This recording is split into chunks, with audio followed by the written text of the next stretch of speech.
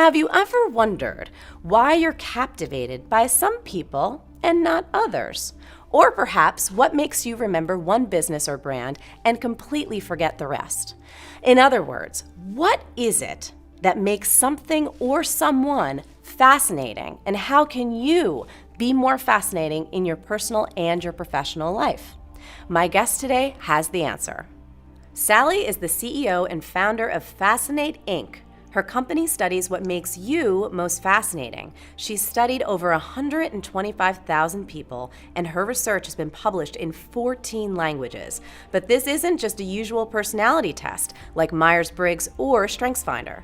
She doesn't measure how you see the world, she measures how the world sees you. Sally, thank you so much for being here today on Marie TV.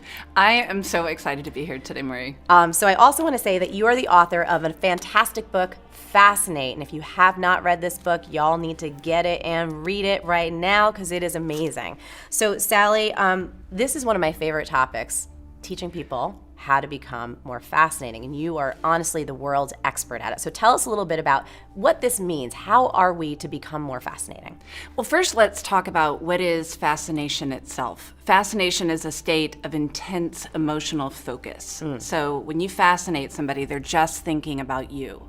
They're not distracted. They're not thinking about their next meeting. They're totally captivated by your message.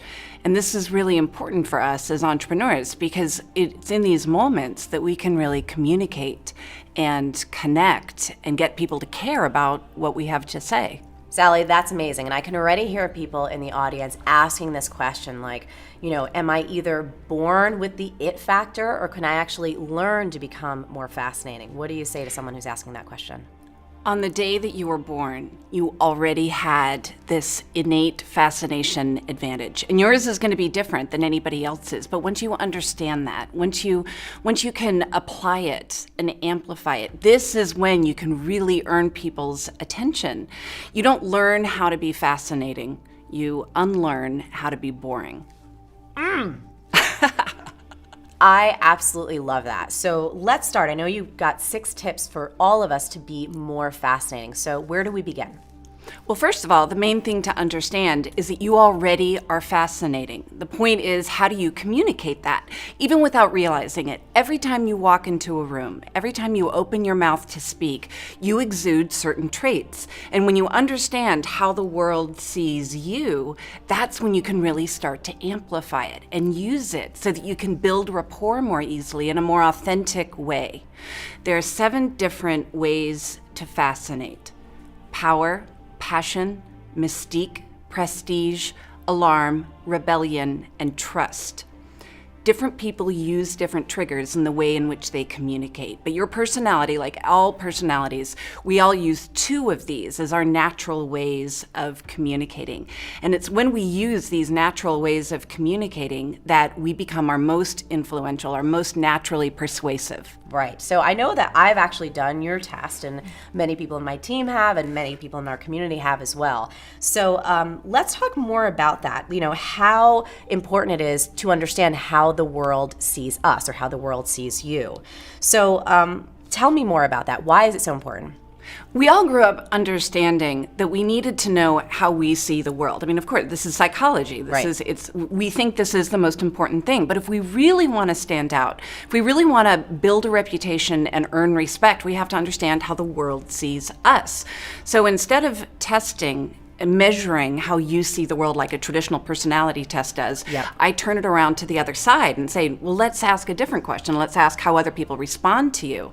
What kind of first impression are you making? And then how can you use that and leverage that to grow your business around your core personality strengths? I also know you've talked about this concept, which is kind of new, called the fascination halo. What does that mean?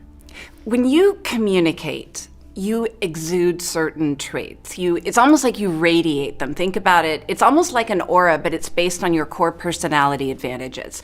And so when you walk into a room, people pick up on certain traits, whether they realize it or not. Unconsciously, their brain is perceiving certain things about you instantly. Our brains are actually incredibly good at this, picking up on all the cues in other people. We just don't consciously realize it.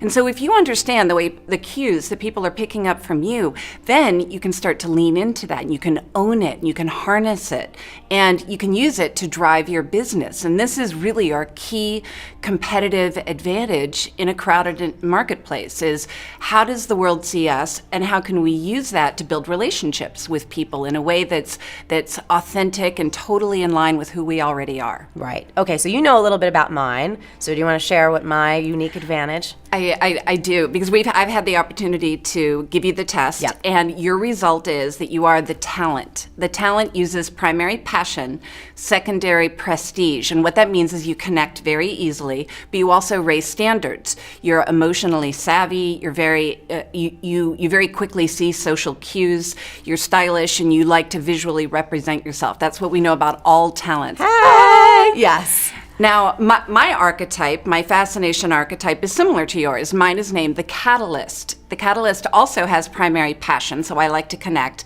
But my secondary is rebellion, which means I like creativity and change. So my key strength, my fascination halo, is all around creating innovative ideas, experimental, out-of-the-box thinking. So in other words, your greatest success that you will ever achieve is going to be for you to understand that the way people see you is that you are the talent. You're emotionally expressive, you're visually oriented, and so it's important for you to put yourself in roles where people want that from you. Mm-hmm. If you were to put yourself in a professional situation in which your success or failure was being evaluated on your ability to do nitty-gritty, in the weeds, detail orientation spreadsheets, you're simply not going to succeed. It's not that you couldn't do it. It's just, it's not the best and highest use of your personality.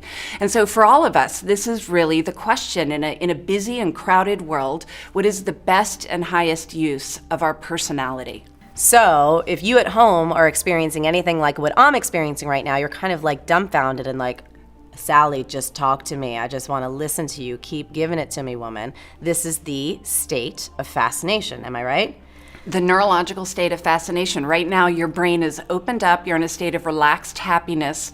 You're focused. And in this moment, I'm really able to communicate with you. Yes. And this is what we want to achieve with our loved ones, with our clients, with people that we meet on a first date. Right. It's this kind of communication that you can achieve if you understand what your core personality advantage is. Right. And, you know, one of the other things you talk about is provoking a strong emotional response. And, you know, I think that's something that I've been doing in my business since the beginning, that I was really doing it unconsciously, or it wasn't really like a strategy that I set out and said, oh, I want to provoke a strong emotional response. It just really is natural to who I am. So let's talk about provoking a strong emotional response for a minute.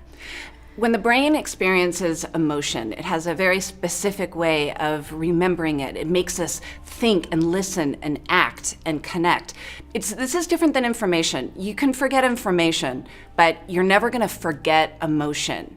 And so if you want to be unforgettable, one of the best things that you can do is to create a strong and immediate emotional response. For example, when you write your emails, Marie, I love getting your emails. I open them up and I just want to devour them, because you use these mouth-watering adjectives and you describe these really vivid mental images. You're not reporting facts, although there always is a lot of information in your emails. You're giving me an emotional experience, and think of it almost like little mental hooks that you're giving to your reader.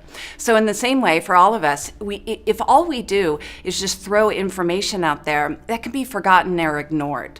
But if we get an emotional response from people, then we become unforgettable. So, speaking of being unforgettable, you know, one of the things I've talked about for years is how powerful it is, especially in this day and age, the fact that we can really take our personalities and infuse them into our businesses or our careers, whatever we're doing in terms of livelihood. And I love that you say when you build your business around your career and your personality, that's really the best thing that we can do. So let's dive into that a little bit more. You don't have to change who you are to become your most successful. In fact, it's the opposite. You need to become more of who you are. And when you become more of who you are, it feels effortless. Yes. There's no energy, there's no resistance in becoming more of who you already are. So it's not a matter of trying to become successful in a role. It's a matter of choosing which roles support you in naturally succeeding.